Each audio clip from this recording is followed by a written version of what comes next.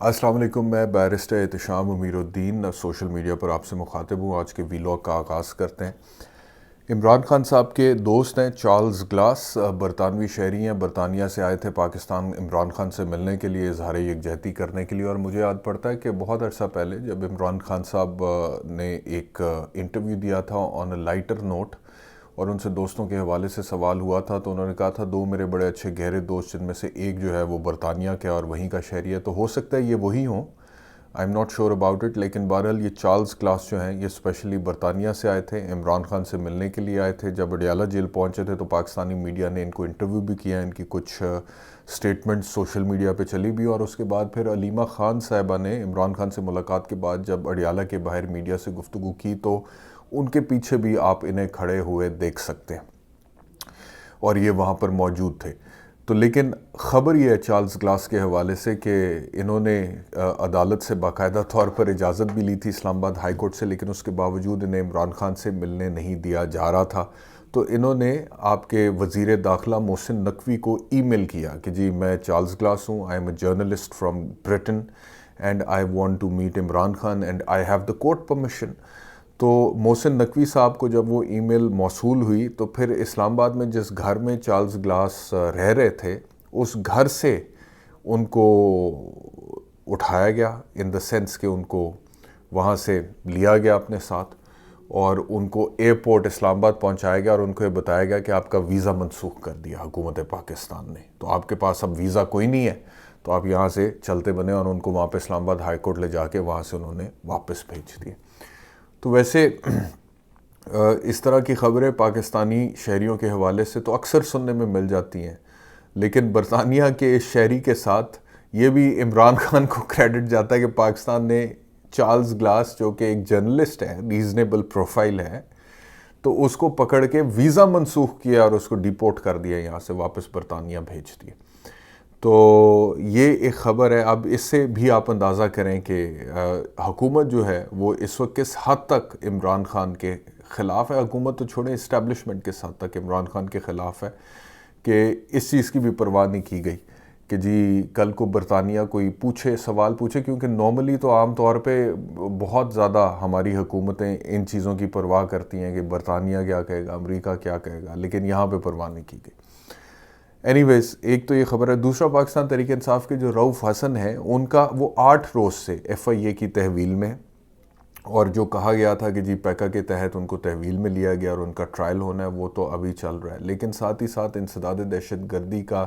ایک کیس جس میں ان کو نامزد کیا گیا، اس میں ساتھ 2 روز کا جسمانی ریمانڈ جج سپرا ہیں اسلام آباد ہائی کورٹ میں اسلام آباد میں انسداد دہشت گردی عدالت کی، انہوں نے 2 روز کا جسمانی ریمانڈ رؤف حسن کا اس کیس میں بھی دے دیا، یعنی کہ اور مجھے لگتا ہے کہ رؤف حسن صاحب جو ہے وہ ویسے تو بڑے آئیڈیولوجیکلی سٹرونگ ہیں، لیکن ان کی ایج کا وہ اندازہ کرتے ہوئے، اور گیون دا فیکٹ کہ پڑھے لکھے انسان ہیں، ساری زندگی میرے خیال میں انہوں نے ایگزیکٹلی مجھے ان کا بیک گراؤنڈ نہیں پتہ، لیکن ان کی پرسنالٹی سے لگتا ہے کہ انہوں نے ایک پڑھے لکھے طریقے سے زندگی گزاری ہے۔ تو لیکن ایسے بندے کا ایف آئی اے کی تحویل میں پہلے 8 روز سے ہونا، اس کے بعد پھر اس پہ دہشت گرد ہونے کا ٹھپا لگا کر اسے مطلب کہ دہشت گردی کے الزام میں 2 روز کے جسمانی ریمانڈ پہ دے دینا افسوسناک ہے، جبکہ سب کو پتہ ہے کہ وہ ایک سیاسی ورکر ہے، سیاسی کارکن ہے، سیاسی رہنما ہے، عمران خان کے ساتھ لائل ہے، پی ٹی آئی کو ریپرزینٹ کرتا ہے۔ حکومت اور اسٹیبلشمنٹ کے جو کارنامے دور حاضر کے ہیں اس کے خلاف ٹھوک کے بولتا ہے، اور پہلے بھی وہ ٹارگٹ ہوا ہے، پہلے حملہ بھی ہوا ہے، اور وہ خواجہ سراؤ کے گروپ نے حملہ کیا تھا اپیرنٹلی، جن کو خواجہ سراؤ نے ڈینائی کر دیا، تو اس میں وہ زخمی بھی ہوئے اور ٹھیک ٹھاک کٹ تھا ان کے چیک پہ، لیکن اب باقاعدہ طور پر ان کو گرفتار کیا گیا، کیونکہ رؤف حسن کو مزید برداشت کرنا مشکل ہو رہا تھا اسٹیبلشمنٹ کے لیے بھی اور حکومت کے لیے بھی، اور گرفتار کر کے ان پہ کیسز بنائے گئے ہیں، اور ابھی تک وہ فزیکل ریمانڈ پہ چل رہے ہیں، جیل نہیں پہنچ سکیں۔ تیسری جو خبر ہے وہ خلیل الرحمان کنور صاحب کے حوالے سے۔ آپ لوگوں کو پتہ ہے کہ میں اپنے ویلاگس میں normally I don't talk about people's personal issues. I just do not talk about it unless and until کہیں پہ مجھے لگے کہ یار یہ اب چیزیں جو ہے نا اس شخص کے ساتھ زیادتی ہو رہی ہے۔ مثال کے طور پہ مجھے یاد پڑتا ہے عامر لیاقت حسین صاحب، جب ان کے حوالے سے یہ خبریں آئی تھیں، ویڈیو وغیرہ ایک آئی تھی، آئی جسٹ ڈو ناٹ مجھے تو اتنا عجیب لگتا ہے ٹو ٹاک اباؤٹ، مطلب کہ کسی کی پرائیویسی انویڈ ہوتی محسوس ہوتی ہے اس طرح کے ایشو پہ بات کرتے ہوئے، اگر اس کی سائڈ بھی لینی ہو تو پتہ نہیں کیسے لوگ ہوتے ہیں جو اتنی بے شرمی کے ساتھ اور ڈھٹائی کے ساتھ لوگوں کی پرائیویسی کو انویڈ کرتے ہوئے، ان کی ذاتی زندگی کو، اس کی جو ایک حرمت ہے اس کو ڈس رسپیکٹ کرتے ہوئے، وائلیٹ کرتے ہوئے اس طرح کی چیزیں منظر عام پر لے کر آتے ہیں، پھر وائرل کرتے ہیں، پھر اس کے بارے میں نیگیٹو کامنٹس بھی کرتے ہیں۔ تو خلیل صاحب کا جو ایشو ہے اس میں آپ یہ دیکھیے کہ میں نے وہ انٹرویو دیکھا وہ متعلقہ ایس پی صاحب کا، یا ایس ایس پی ہیں آفتاب پھلروان میرے خیال میں، تو انہوں نے یہ کہا ہے کہ جی this is not a case of honey trap, یہ پولیس کہہ چکی ہے کہ this is not a case of honey trap. وہ کہہ رہے ہیں کہ جی خلیل الرحمان قمر کو باقاعدہ طور پہ وہاں پہ تشدد کا نشانہ بنایا گیا، اغوا کیا، وہاں سے لے جایا گیا اور اس کے بعد ان کو فلانی جگہ پہ پھینک دیا گیا۔ یہ میں نے خود 2-3 دفعہ اس ایس ایس پی کو سنا ہے انٹرویو دیتے ہوئے کہ یہ ہنی ٹریپ کا کیس نہیں ہے، لیکن وہ اینکر اور دیگر جتنا بھی میڈیا ہے وہ ہنی ٹریپ اچھا چلو ایک سیکنڈ کے لیے مانو honey trap, fine honey trap, تو اس کے باوجود مجھے یہ بتائیں کہ اگر کوئی شخص جو ہے وہ ذاتی زندگی میں جس کو جج کرنا کسی دوسرے انسان کا کام نہیں ہے، certainly he is responsible for any human being is responsible for his own personal deeds before the Almighty on the day of judgment۔ روز محشر آپ نے اللہ کے سامنے حساب دینا ہے، وہ انسان کا اور خدا کا معاملہ ہے کہ وہ ذاتی طور پر کتنا ریلیجس ہے، کتنا نہیں ہے، اخلاقیات کیا ہے اس کی، مذہبی امور میں وہ کیسا ہے۔ انسانوں نے تو انسانوں کو جج نہیں کرنا، خدا ہی نہیں جج کر، تو صرف اس لیے کہ آپ کو اس بندے کے نظریات سے اختلاف ہو، کیونکہ آپ کو لگتا ہے کہ وہ فیمنسٹس کے اوپر ہارڈ لائن لیتا ہے،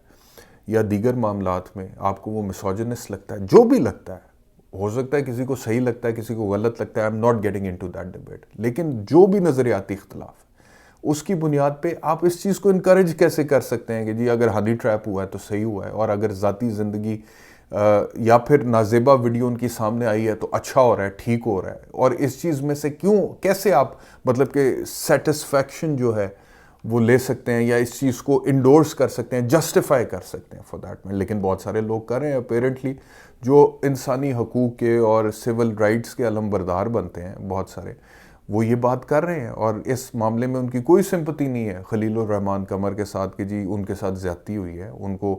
اغوا کیا گیا ہے، ان کو رکھا گیا ہے کسٹڈی میں، اور پھر ان کی نازیبا، اور پھر ابھی جو ویڈیو وائرل ہوئی ہے،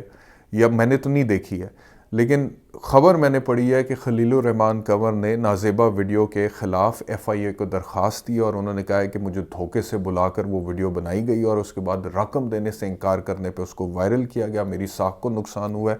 اور یہ بھی سب کو پتہ ہے کہ 15 جولائی کو ایک کڈنیپنگ ہوئی تھی، اور اب یہ بھی خبر سامنے ہے کہ وہ تقریباً 12 ملزمان کا گینگ ہے، اور یہ خلیل الرحمان قمر کا کیس سامنے آنے کے بعد کوئی 2-1 لوگ اور سامنے آ گئے ہیں جنہوں نے کہا ہے کہ اسی گروہ نے ہمارے ساتھ بھی یہ کیا ہوا ہے۔ تو دے آر پروفیشنلز جو ابھی تک خبر سامنے آ رہی ہے کہ جن کا دھندا یہ ہے، کام یہ ہے کہ لوگوں کو ٹریپ کرنا، ان کی نازیبا ویڈیو بنانا، اور پھر ان کو بلیک میل کرنا یا ان سے پیسے بٹورنا۔ اور یہ پولیس بھی کہہ رہی ہے، اور یہ خلیل الرحمان قمر بھی کہہ رہے ہیں، یہ 2 لوگ اور بھی کہہ رہے ہیں، لیکن جو میڈیا کا اور سوشل میڈیا کا فوکس ہے وہ اس بات پہ ہے کہ اچھا جی یہ ذاتی زندگی پہ فوکس کریں۔ تو مجھے یہ چیز غلط لگتی ہے کہ آپ کوئی اچھا ہے برا ہے اپنی ذاتی زندگی میں، وہ اپنی ذاتی زندگی میں وہ خدا کو جواب دے ہے، وہ مجھے یا آپ کو یا کسی اور انسان کو جو اپنے گھر میں وہ جواب دے، وہ ان کا ذاتی معاملہ ہے، وہ جیسے بھی اس کو، ہمارے پاس کسی کے پاس یہ حق نہیں ہے کہ کسی کی ذاتی زندگی کو اچھالیں اور اس کو اس طرح سے ہم وائرل کریں اور اس کے اوپر پھر بات کریں۔ تو یہ جو ہو رہا ہے I just do not agree with that۔ اس کے علاوہ جو خبر ایک بہت اہم ہے وہ ہے جی ایران سے، جہاں پہ حماس کے سربراہ اسماعیل ہنیہ کو ٹارگٹ کیا، اسماعیل ہنیہ کو ٹارگٹ کر کے میزائل اٹیک میں ان کو نشانہ بنایا گیا، اور ان کی جان چلی گئی ہے، اور اس کے بعد سے اب رد عمل بڑا سخت آ رہا ہے ایران کی طرف سے بھی، افغان حکومت نے بھی اس کے اوپر بہت افسوس کا اظہار کیا ہے. ایران تو بہت ہی زیادہ اس کے اوپر سیخ پا ہے اور وہ کہہ رہا ہے کہ رد عمل آئے گا اور کچھ بدلہ لینے کی بھی بات ہو رہی ہے.